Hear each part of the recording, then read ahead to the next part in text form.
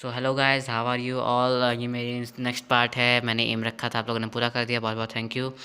और ये जो नेक्स्ट पार्ट है हमारा एल्डर ब्रदर चैप्टर 10 का नेक्स्ट पार्ट है। ये पार्ट 1 तो आप लोग देखा ही होगा, ये है उसका नेक्स्ट पार्ट। सो इसमें ये नेक्स्ट पार्ट भी काफ़ी अच्छा है, इसको लास्ट तक देखिएगा तभी समझ में आएगा। और स्टार्ट करते हैं video. California dreaming about you. Yeah. My silence was an acknowledgement of glide, and my brother would always say angrily, if you study English in this way, you will be studying your whole life and you won't one right word. Studying English is no laughing matter. You would to wear out your eyes morning and night and use every ounce of energy, and even then you will just have a smattering of it. इस paragraph का मतलब है कि मेरी silence एक मतलब acknowledgement का means इसमें भी लिखा है। देखिए, ये देखिए यहाँ पे लिखा है एक्सेप्टेंस, इसका मीन्स एक्सेप्टेंस होता है। एक्नॉलेजमेंट का मतलब इसमें भी लिखा है कि उसका मतलब होता है एक्सेप्टेंस। और इसमें बता रहा है कि मेरी जो शांति होती थी वो एक तरह से एक्सेप्टेंस होती थी मेरे ग्लाइड की, कि मेरा भाई समझ जाता था कि जो मेरी मतलब कि मेरी ही गलती है, क्योंकि मैं शांत रहता था। और वो काफ़ी मतलब हमेशा वो चिल्ला के बात करता था, इसीलिए क्योंकि उसको लगता था कि मेरी गलती है और मैं शांत रहता था।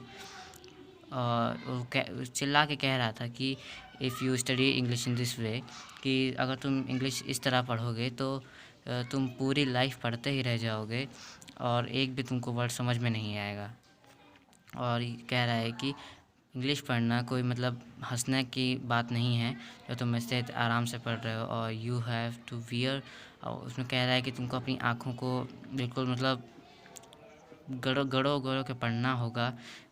दिन में, रात में, एवरी मतलब हर समय तुमको पढ़ना पड़ेगा। इंग्लिश कोई लाफिंग का मैटर नहीं है। And even then you will be just smattering of it. इसमें स्मैटरिंग का मतलब भी लिखा है incomplete and understand of subject. मतलब इसका मतलब है कि उसमें तुमको फिर अगर तुम इतना भी पढ़ोगे उसके बाद में भी तुमको थोड़ा बहुत जो है समझ में नहीं आएगा अच्छे से, अगर तुम ऐसे ही पढ़ते रह जाओगे तो। मतलब कि एक तरह से कह सकते हैं कि इसमें इसका भाई डांट रहा है, समझा रहा है कि ऐसा करने से ऐसा होगा, और अगर ऐसा करोगे तो काफ़ी टफ़ है ये सब्जेक्ट, इंग्लिश काफ़ी टफ़ है। सो अब आगे देखते हैं क्या बोला उसने। Let's come to next paragraph. Can't you learn looking at me? For looking at me, you have seen in your own eyes how I work hard. No matter how many shows and fairs there are, have you even seen me attend them? Every day there are cricket and hockey matches, but I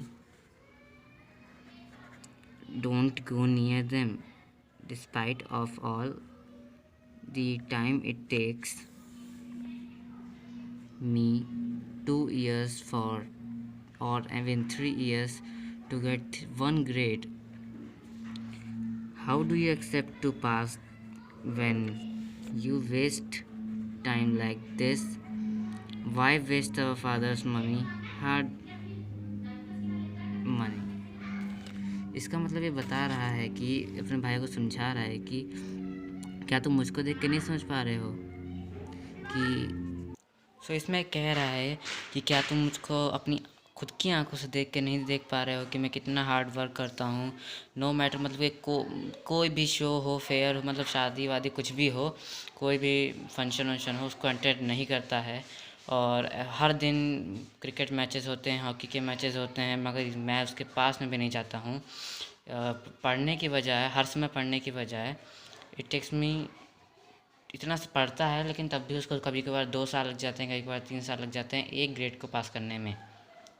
तो तुम कैसे accept कर सकते हो, मतलब तुम कैसे समझ सकते हो कि तुम अपना टाइम ऐसे अगर वेस्ट करोगे तो तुम अपने पापा का, तुम अगर अपना टाइम ऐसे वेस्ट करोगे, पापा का अपने मनी वेस्ट करोगे, इतनी मेहनत से पैसे कमाते हैं, तो तुम कैसे पास कर पाओगे। का सही बात बताई है और सही समझा रहा है, मगर 2 साल 3 साल ये कैसे हो सकता है। इतना पढ़ता है तब भी नहीं पास हो पा रहा है। चलिए आगे पढ़ते हैं, काफ़ी इंटरेस्टिंग स्टोरी लग रही है, आगे पढ़ के देखते हैं। After such a dressing down, I would start crying. My brother was an expert in art of giving advice. He had just say such cruel words overwhelmed me with such good advice that my spirits would sink. My courage disappear. I would think why I don't run away from school and go back home.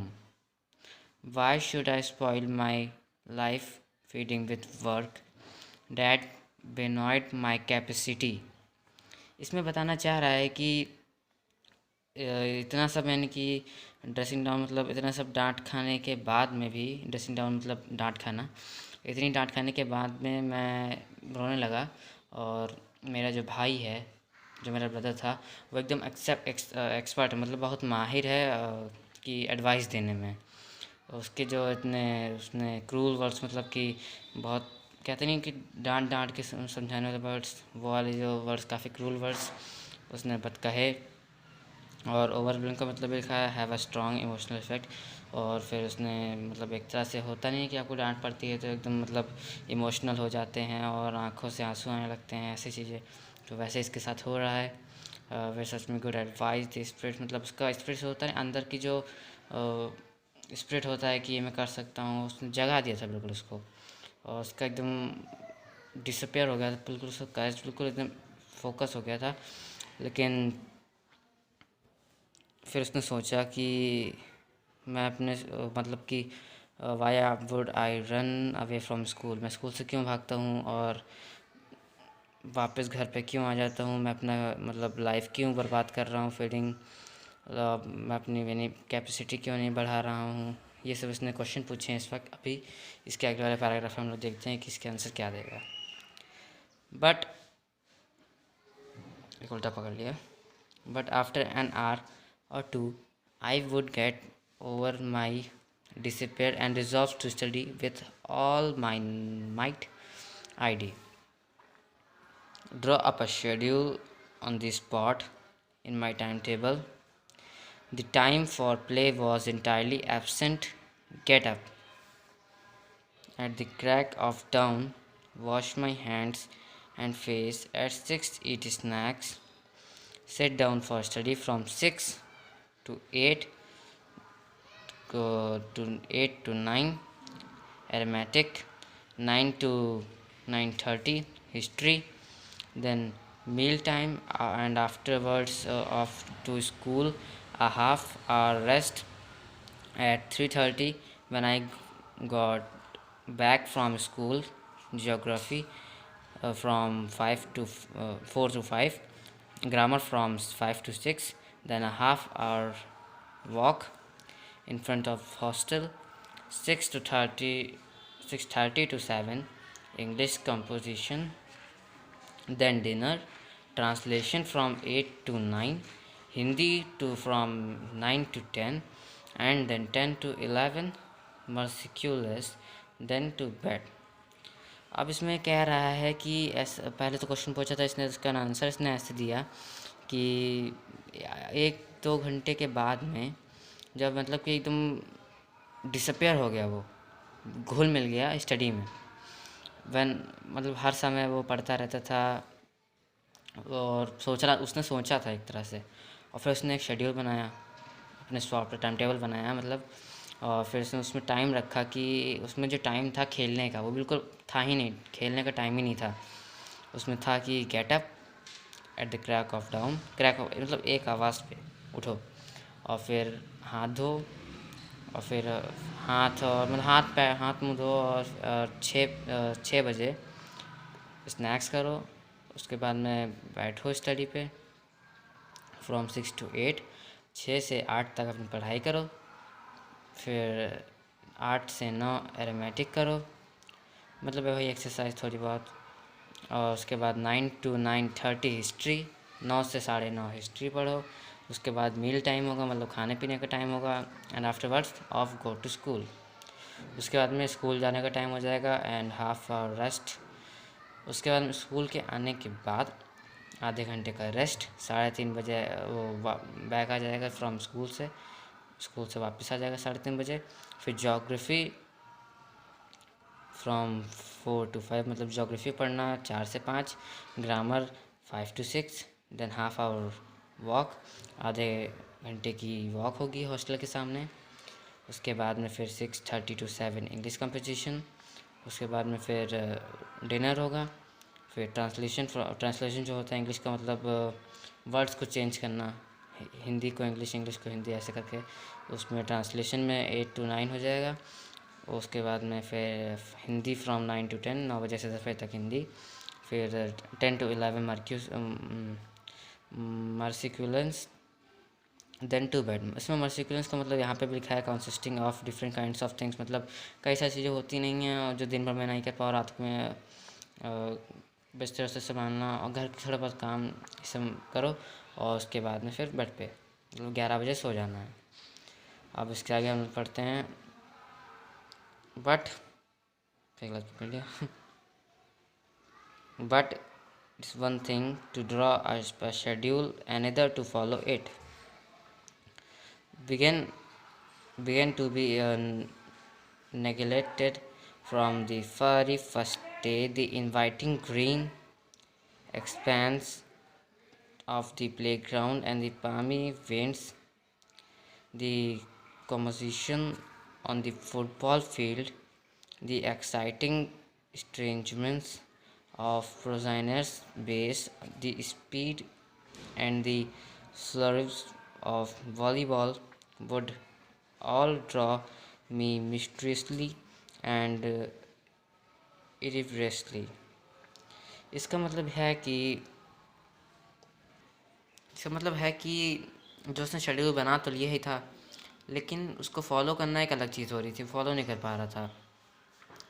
एक तरह से हर दिन पहला दिन था तो उसने neglected, मतलब मन नहीं कर रहा था उसका, और उसको लग रहा था कि जो बाहर ग्रीन एक्सपेंस है, मतलब कि जो खाली जगह पड़ी होती है, ग्राउंड एक तरह से कह सकते हैं ऑफ द प्लेग्राउंड में जो ग्रीन एक्सपेंस होता है, एक्सपेंस का मतलब यहाँ पे लिखा ही हुआ है a wide and open area, खुला और एरिया, जैसे मैंने आपको बताया ही था। तो वो उसको बुला रहा था ऑफ द प्लेग्राउंड, दी मतलब हल्की गर्म हवा, और फुटबॉल का जो फील्ड होती है वो, और जो एक्साइटिंग स्टिंगमेंट्स होते हैं। इसमें इसका मतलब भी लिखा है plans to defeat an opponent, मतलब प्लान्स होते हैं जो डिफीट करने के अपोनेंट को, वो भी इसको एक तरह से भुला ही रहे थे, याद आ रहे थे। और जो स्पीड होती है वॉलीबॉल की, वो भी इसको याद आ रही थी। और मतलब इसमें ये लिखा है जो जिस चीज़ के याद आ रही थी। अब वो ड्रॉ मी मिस्टीरियस एंड रेस्टेबली, बस इतना ही है इसमें कि इस पैराग्राफ में सिर्फ इतना ही कि इसको वो सब चीज़ें बहुत याद आ रही थी, क्योंकि टाइम टेबल में खेलने की बात थी नहीं, खाली पढ़ना ही पढ़ना था। ऊपर लिखा ही था, आपने देखा है टाइम टेबल 8 to 9, 10 to मतलब पूरा। तो आप लोग अगले पैराग्राफ में देखते हैं। As soon as I was there, I forgot everything, the life-destroying schedule, the books that strained our eyes. I couldn't, next page, I couldn't remember them at all, and my brother would start me again. I would stay well out of his way to keep out of his sight come into my room on the tapway so he would know, but if he spotted me it would be death.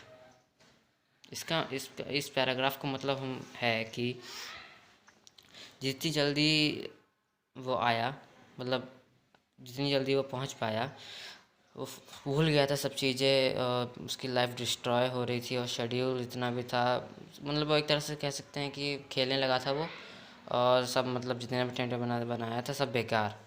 उसकी आँखों से मतलब आंसू आ रहे थे, सूख गई थी आँखें, और कुछ रिमेंबर ही नहीं कर पा रहा था। और उसका जो भाई था वो स्टार्ट हो गया फिर से, मैंने कि चिल्लाना शुरू उसका, आई विल स्टे वेल, मतलब हर समय जैसे पहले चिल्ला रहा था कि ऐसा करो ऐसा करो, उसका भाई फिर से चिल्लाने लगा क्योंकि वो खेलने चला गया था और एक तरह से सही कर रहा था, और अगर उसके भाई ने उसको स्पॉट कर दिया तब तो उसकी मौत ही थी। मतलब एक तरह से कह रहा है कि मेरी तो डरती थी, फिर अगर उसने स्पॉट कर लिया होता तो, मगर अच्छे से वो देख नहीं पाया था, उसकी खुशनसीबी थी। सो बाकी हम लोग नेक्स्ट पार्ट में पढ़ेंगे, अब एक पेज से ज़्यादा हो चुका है, बाकी हम लोग नेक्स्ट पार्ट में पढ़ेंगे। और इस वीडियो का एम रखते हैं 15 लाइक्स। आपका बहुत बहुत शुक्रिया, very very thank you to you all, because हमने 10 लाइक का रखा था, आपने 14 लाइक कर दिए थे, तभी मैंने इतनी जल्दी वीडियो बना दी है। जल्दी से इस वीडियो पे भी 50 लाइक कर दीजिए ताकि नेक्स्ट वीडियो काफ़ी जल्दी आ जाए।